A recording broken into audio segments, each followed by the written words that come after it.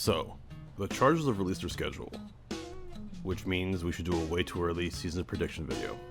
And spoiler alert, after having gone through all the games, I was quite surprised by the amount of wins I gave the Chargers, though not as surprised by the amount of people who subscribed to me after the last video.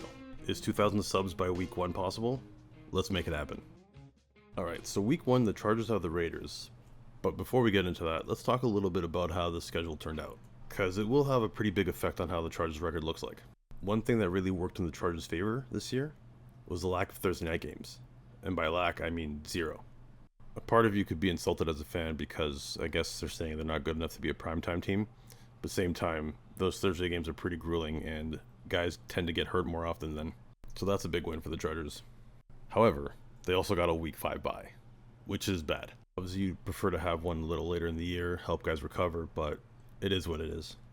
As far as the overall amount of primetime games, the Chargers do have 2 Monday night games, but those aren't that much of a problem. I mean, you get a short week following, but then a long week leading up, so that's a wash. But there is the potential for some games to be flexed, like that Cincinnati game is a prime candidate, but still that's obviously on a Sunday, so I think overall the Chargers made out pretty well when it came to the schedule. So let's get into week 1.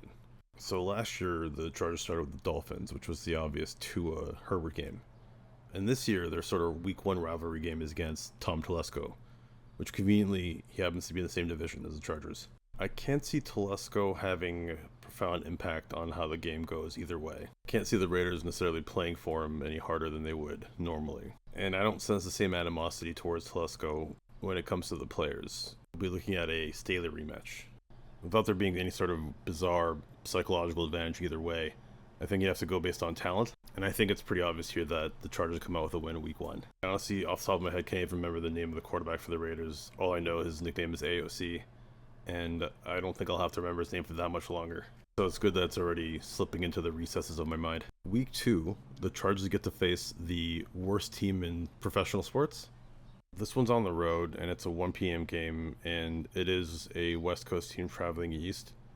But I just can't see Harbaugh slipping up that way against the Panthers. And I think the Chargers pass rush is going to have a fun time going after Bryce Young. They could probably line up Chris Rumph and he'd have a size advantage against their quarterback. So I guess if you really want to be contrarian, you could say that maybe they actually have a better receiving core than the Chargers do. But we're talking about a team with an owner like David Tepper. Come on, the Chargers are going to win this one. Week 3, the Chargers have a tough opponent on the road. The Pittsburgh Steelers, perpetually led by Mike Tomlin, even if they're not having the best season, are always dangerous because he just knows how to win ugly. So I really like their last 2 drafts, especially this one. They've really shored up their offensive line, and I look forward to Roman Wilson making me look smart. I really wanted the Chargers to target him in the mid-rounds, and I'm glad he went to a team that basically produces good receivers almost every year. But who knows how good he'll be the first year, considering we don't really know who's going to be the starting quarterback for the Steelers. It's supposed to be Russell Wilson at this point, but Justin Fields could be even the starter by this game. But regardless of who's starting for them, I think Harbaugh is going to run into a team that also likes to play ugly like he does, and it's going to come down to a field goal. And in this case, I'm going to pick the Steelers to come out with a win. Next up, we have the most hotly anticipated game of the year, which is the first matchup against the Kansas City Chiefs in week 4. You might have heard the Chiefs have won the last 2 Super Bowls. You also might have heard of Rashee Rice. Apparently he's pretty good at crashing Lambos. But as we've seen, it doesn't really matter what's happening around Patrick Mahomes. He just seems to make it work. But still, I think week 4 with the Chargers at home against the Chiefs, I think they come out with a win. And if we're looking for meaningless symmetry, Brandon Staley did win his first game against the Chiefs. So that means heading into the week 5 bye, the Chargers are at 3-1, which is obviously a very good spot to be in. Week 6, we've got the Denver Broncos, who you could also refer to as the lowly Denver Broncos. The kind of Denver Broncos that Homer Simpson gets from Hank Scorpio. But even if Sean Payton is taking Bo Nix with a very high draft pick, and even the fact that he once signed off on Kevin James playing him in a movie, he still knows how to win some ugly games. He might be slowly or even fastly losing his mind, but that still probably has more to do with personnel than, say, what he's going to do on the field. So at home against the Chargers, a team that perennially struggles on that field, I think the Broncos take this one. Next up, the Chargers have another road game against the Arizona Cardinals on Monday night against Marvin Harrison. This is kind of interesting, but also not, because I mean Kyler Murray is pretty cool, and obviously they have Marvin Harrison Jr. So I'm not sure where the narrative comes in with this game. I'm thinking with all the new and exciting ways that players get themselves jacked up for games, maybe Marvin Harrison Jr. tells himself that the Chargers would have snubbed him even if he had fell to them and taken Joe Alt. You know, we've already seen Amon-Ra St. Brown name all the receivers taken before him, so this would be a new and exciting way to do this. But either way, I do like the Chargers in this matchup. I think they'll ground and pound a defense that still looks pretty soft. Also, rumor has it that Call of Duty Black Ops 6 is coming out October 25th. So if Kyler Murray gets an advanced copy and the game's on the 21st, I feel comfortable thinking they're going to win this one. Next up, we got Week 8, and the New Orleans Saints are marching into town. It would be fun if Spencer Rattler was a quarterback by then, but I don't see it. For as much as fans hate Derek Carr and a lot of players, he's like catnip to coaches. And if he's still a starter by then, I don't care how good Chris Olave is, because we know Carr's going to be dumping up to Kamara basically every single play. And Kamara is not what he used to be. I like this as a win for the Chargers. Week 9, we've got the Cleveland Browns, and the Chargers on the road for this one. The Browns, as usual, have a lot of question marks coming in when it comes to the quarterback position. They let Joe Flacco go after that fucking amazing run that he had last year. And they kept Deshaun Watson because they have to. Who's basically an industry plant if industry plants made sure that there was never guaranteed contracts ever again. But still, the Browns have a pretty talented roster. And Kevin Stefanski keeps winning Coach of the Year awards over Sean McVay.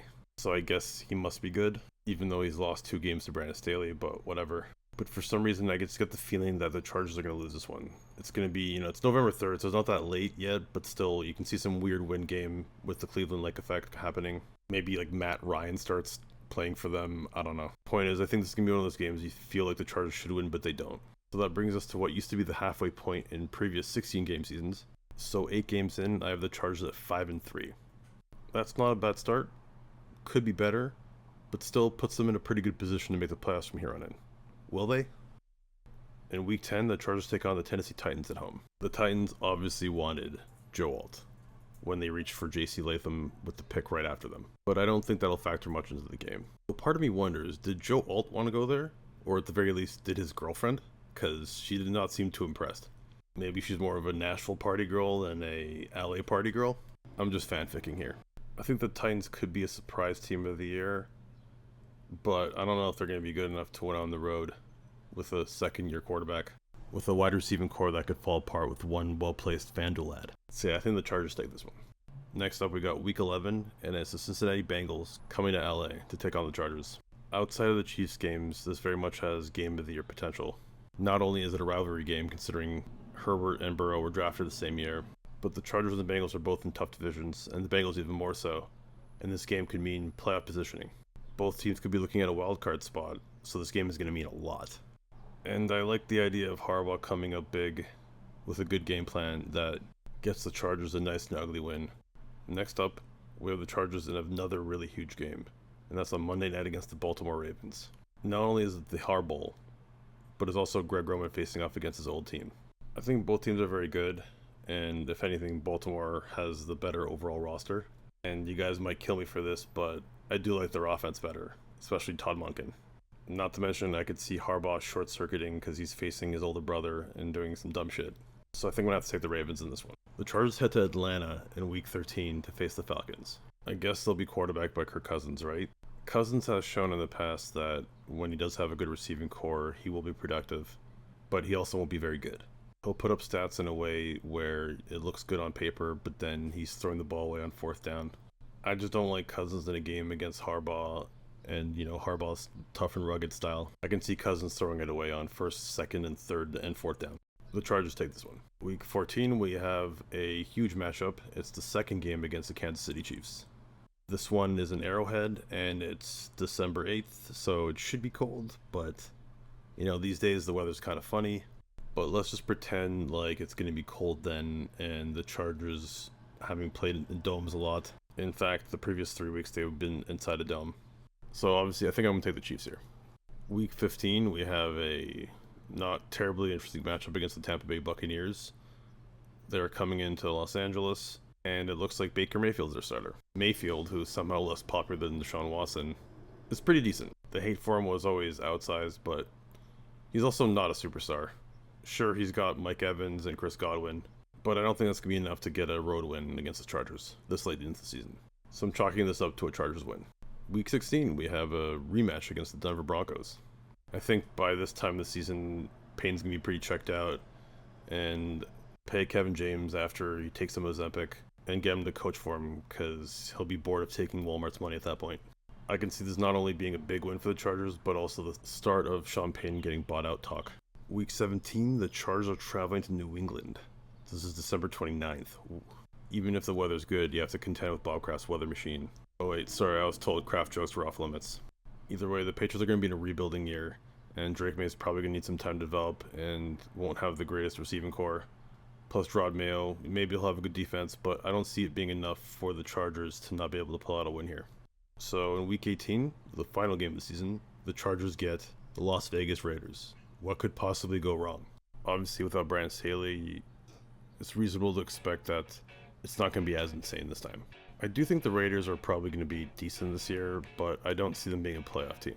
I think their great achievement is going to be being better than the Broncos. And for the Chargers, who, lips to God's ears, could be battling for division at this point in time of the year. So considering that, I definitely think the Chargers are going to pull this one out, which brings them to a 12-5 record. I know you're thinking that's pretty high considering they're in division with the Chiefs, but it's perfectly possible. I know initially people didn't have the highest expectation for the Chargers going into the season, but after looking at the schedule, I'm pretty optimistic about how the season's going to go, and how many of you will subscribe to me and like this video.